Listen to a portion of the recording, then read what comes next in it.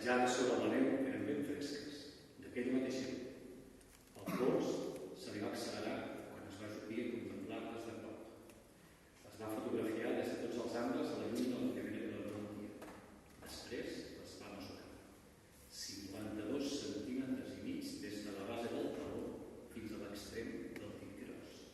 Una esgarrifança li va recórrer l'espinada. Va seguir el rastre que serpentejava entre els arbres i es dirigia cap a la gran paret de roca calcària que tancava el vall de llevant. Instintivament va carregar el rifle.